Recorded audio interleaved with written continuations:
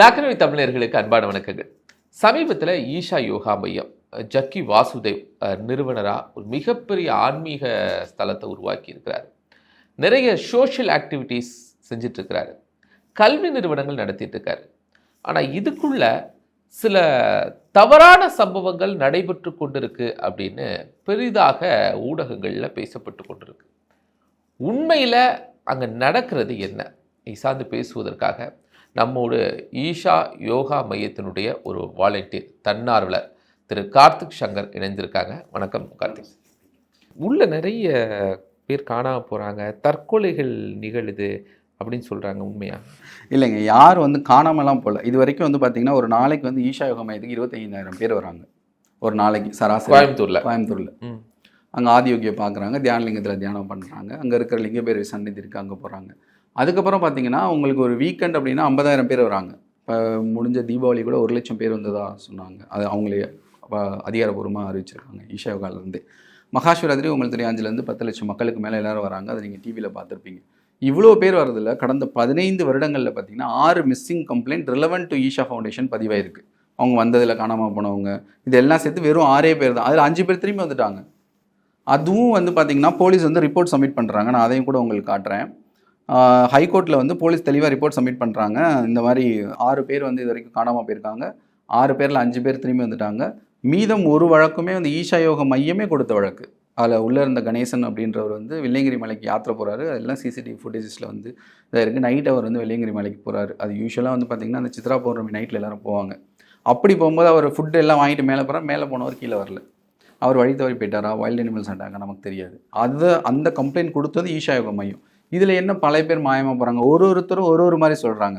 ஒருத்தர் என்ன சொல்கிறாங்க அப்படின்னா பல பேர் மாயம், பெண்கள் மாயம் அப்படின்னு சொல்லி திருச்சி பேசுகிறாங்க. ஆனால் ஆக்சுவலாக பார்த்தீங்க அப்படின்னா காவல்துறையோட ரிப்போர்ட் இதுக்கு சப்மிட் பண்ண ரிப்போர்ட் இருக்குங்க பாருங்கள். அதில் தெளிவாக சொல்லியிருக்காங்க 6 பேர் காணவில்லை. அந்த 6 பேர் காணவில்லையில் 5 பேர் திரும்பி விட்டனர். இது 6 மாதத்துக்கு முன்னாடி காவல்துறை சப்மிட் பண்ண ரிப்போர்ட். அதிலே இருக்கும் உங்களுக்கு. ஹைகோர்ட்டுக்கு சப்மிட் பண்ண ரிப்போர்ட். இது ரிலவெண்ட் ஈஷா ஃபவுண்டேஷன். ஈஷா ஃபவுண்டேஷனுக்கு வந்தவங்க உள்ளே இருந்தவங்க எல்லாமே சேர்த்து அவ்வளோதான். இப்போ யாரும் பிரச்சனை இல்லைங்கிறீங்க? கட்டாயமாக பிரச்சனை. அப்போ உள்ளேயே தனியாக ஒரு சுடுகாடு நீங்கள் அமைச்சிருக்கிறீங்க அப்படிங்கிற குற்றச்சாட்டு. அது உள்ளேயே சுடுகாடு இல்லைங்க. இப்போ நீங்கள் வந்திருக்கீங்களான்னு தெரியல. ஈஷா யோகா மையம் வந்திருக்கீங்களா?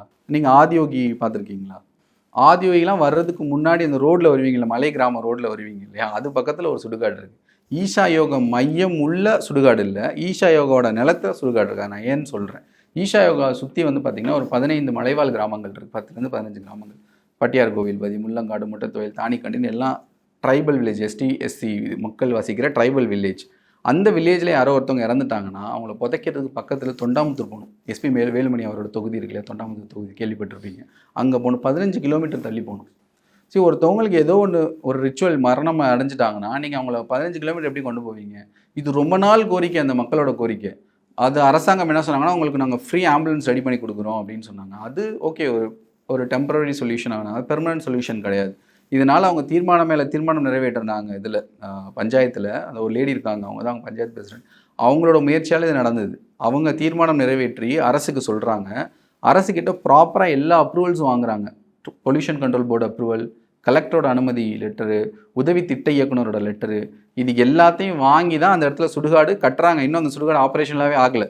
இவங்க சொல்கிற மாதிரி ரகசிய சுடுகாடு இருக்குது, உள்ளே இருக்குது, மின்மயான, அதெல்லாம் ஒன்றும் கிடையாது. நீங்கள் ரோடு மேலே பஸ்ஸில் போகும்போது பார்க்க முடியும். அதே போல் அந்த மின்மயானத்தோட சிம்னி இருக்குல்ல, மின்மயானம்னா சிம்னி வச்சுருப்போம். அது 30 அடி. எங்கேருந்து நீங்கள் ரகசியமாக பார்ப்பீங்க 30 அடியை?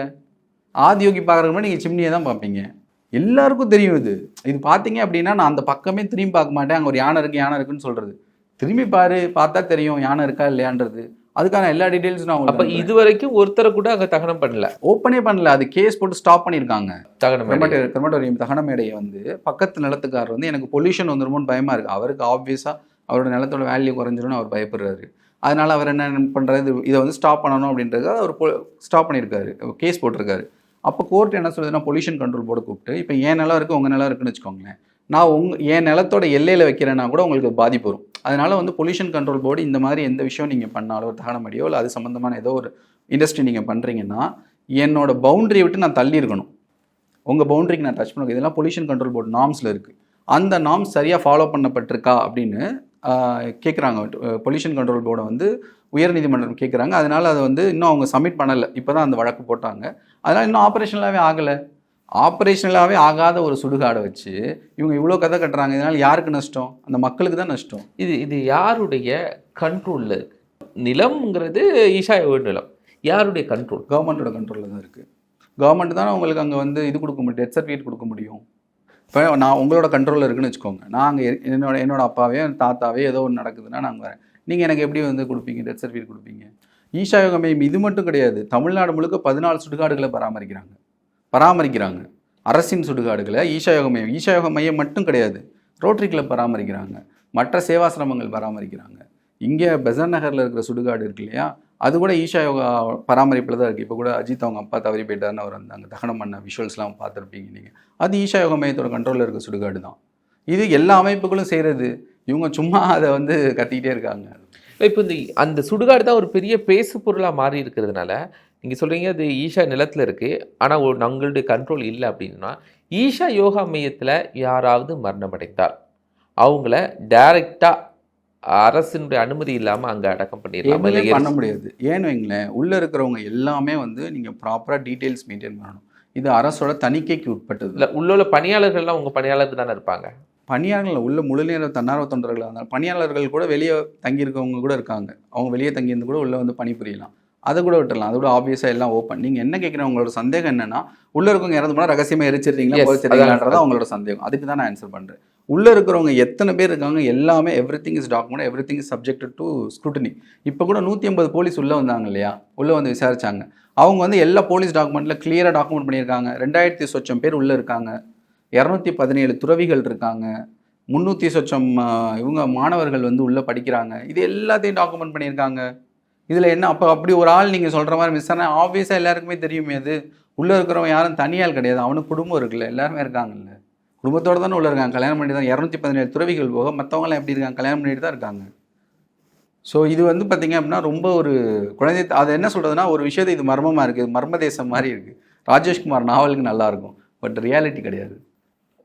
ஈஷா அரசு நிலத்தை, வனத்தினுடைய நிலத்தை, யானையினுடைய வலசை பகுதி இதெல்லாம் ஆக்கிரமித்து வைத்திருக்கிறார்கள் அப்படிங்கிற குற்றச்சாட்டு தொடர்ந்து கொண்டு தான் இருக்குது. அது உண்மையா? அதை எப்படி நீங்கள் பிரச்சனையை தீர்த்துருக்கீங்க? இது உண்மையெல்லாம் கிடையாது. இது ரொம்ப பல தடவை சொல்லியாச்சு. இது ஆர்டிஐ தகவல்லே இருக்குது. இதில் இந்த 4வது பாயிண்ட், இது கவர்மெண்ட்டோட ஆர்டிஐ 2021 போட்ட ஆர்டிஐ தான் இது. அதில் 4வது பாயிண்ட் படித்து பாருங்கள் நீங்கள். அதில் என்ன கேட்குறாங்கன்னா, 4வது பாயிண்டில் ஈஷாவை சுற்றியோ ஈஷாவுக்கு அருகாமையிலோ ஏதாவது யானையோட வழித்தடம் இருக்கா அப்படின்னு கேட்குறாங்க. அதில் ரொம்ப தெளிவாக தமிழக அரசு சொல்லுது, கோயம்புத்தூர் டிவிஷன்லேயே எங்கேயுமே வந்து யானை வழித்தடம் அப்படிங்கிறது இல்லை அப்படிங்கிறத சொல்லுது. இதை வந்து பார்த்திங்கன்னா 8 பாயிண்ட் இதே தான் திருப்பி கேட்டிருப்பாங்க. வேறு எங்கேயாவது இருக்கா ஈஷாவோட நிலம்? சரி, ஈஷா யோகா மையம் இல்லை, ஈஷாவுக்கு சம்மந்தப்பட்ட வேறு ஏதாவது ஒரு நிலம் வேறு எங்கேயாவது எலிஃபென்ட் காரிடோரில் இருக்கா அப்படின்னு கேட்குறாங்க. அதுவும் இல்லைன்னு சொல்கிறாங்க. இது 8 பாயிண்ட் கொண்டு நான் உங்களுக்கு அனுப்புகிறேன், நீங்களும் பாருங்கள். நீங்கள் அதில் டிஸ்பிளே பண்ணுறதுலாம் டிஸ்பிளே பண்ணலாம். இது எல்லாமே வந்து பார்த்திங்கன்னா இது வந்து வெறும் ஆர்டிஐயில் மட்டும் சொல்லலை. நீங்கள் வந்து தமிழ்நாடோட ஃபாரஸ்ட் டிவிஷனோட ரிப்போர்ட் எடுத்து பாருங்கள், சென்ட்ரல் கிளைமேட் என்விரான்மெண்டல் மினிஸ்ட்ரியோட ரிப்போர்ட் எடுத்து பாருங்கள், என்ஜிடின்னு சொல்லுவாங்க, நேஷனல் கிரீன் ட்ரிபியூனல், தேசிய பசுமை தீர்ப்பாயம்னு சொல்லுவாங்க. அவங்க தெளிவாக இது எல்லாத்தையுமே ரிசர்ச் பண்ணி ஒரு தீர்ப்பே கொடுத்துருக்காங்க. இதே பூவுலகின் நண்பர்கள் சார்பாக கேஸ் போட்டிருந்தாங்க. அங்கே வந்து யானை வழித்தடத்தில் இருக்காங்க. இதெல்லாம் என்ன இது நான் சென்ஸ் அப்படின்னு சொல்லிட்டு அப்படியே இது பண்ணாங்க, அந்த டிஸ்மிஸ் பண்ணாங்க. இப்போ நேற்று வந்துச்சு, நீங்கள் பார்த்தீங்களான்னு தெரியல, இதே பூவுலகின் நண்பர்கள் சார்பில் வந்து என்ன பண்ணாங்கன்னா, சத்குரு கொடுக்கப்பட்ட பத்மபூஷன் அவார்டை வந்து அதை கேன்சல் பண்ணணும் அப்படின்னாங்க. இது என்ன நான் சென்ஸ் டிஸ்மிஸ்? எங்கே போனாலும் திட்டு வாங்கி டிஸ்மிஸ் பண்ணுறாங்க. ஹைகோர்ட்டில், கர்நாடகா ஹைகோர்ட்டில் காவேரி கூக்குரலில் ஊழல் இருக்குன்னாங்க. ஜட்ஜ்மெண்ட் படித்து பாருங்கள், உன்னை நான் ஃபைன் படாமல் மன்னிச்சு விடுறேன்னாரு ஜஸ்டிஸ் வந்து கர்நாடகா ஹைகோர்ட்டில். உங்களை ஃபைன் படாமல் நான் மன்னிச்சு விடுறேன்னாரு. இது வந்து ஒரு நோபல் காஸ்க்காக அவங்க பண்ணுறாங்க. எல்லாத்துலையும் ஏன் இப்படி பண்ணுறீங்கன்றது, எதை பார்த்தாலும் உடனே கேஸ் போட்டுறது. இப்படி திரும்பினா கேஸ், அப்படி திரும்பினா கேஸ். எப்படியா இதை வந்து செயல்பட விடாமல் தடுக்கணும் தானே பண்ணுறீங்க. ஜட்ஜ்மெண்ட் எடுத்து பார்த்தா கிளியராக இருக்கே. சுப்ரீம் கோர்ட்டில் இந்த துறவிகளோட வழக்கு போகுது. அந்த சுப்ரீம் கோர்ட் ஜட்ஜு சொல்கிறாரு, நீங்கள் என்ன அப்பாவா ஒரு பொலிட்டிக்கல் பார்ட்டிக்கு வேலை செய்கிறீங்களான்னு கேட்குறாரு. இந்த பெண் துறவிகள் வழக்கில் கூட பார்த்தீங்க அப்படின்னா சுப்ரீம் கோர்ட் சொல்கிறாங்க, நீங்கள் என்ன ஒரு அப்பாவா இல்லை ஒரு பொலிட்டிக்கல் பார்ட்டிக்கு ஒர்க் பண்ணுறீங்களா அப்படின்னு கேட்குறாங்க. ஸோ அந்தளவுக்கு எந்த வழக்கை இவங்க பதிவு பண்ணாலும் டிஸ்மிஸ் ஆகிறது வேறு. ஜஸ்டிஸோட அப்சர்வேஷன்லாம் பாருங்கள், எல்லாமே திட்டுறாங்க. இதுதான் இங்கே நடந்துக்கிட்டு தான் ரியாலிட்டி ஆக்சுவலாக. ஸோ கார்த்தி, நிறைய விஷயங்கள் இன்றைக்கி நடந்துட்டு இருக்கக்கூடிய ஒரு பெரிய கேள்விகளுக்கு சில பதில்களை நீங்கள் சொல்லியிருக்கிறீங்க. நிறைவாக இருந்தது.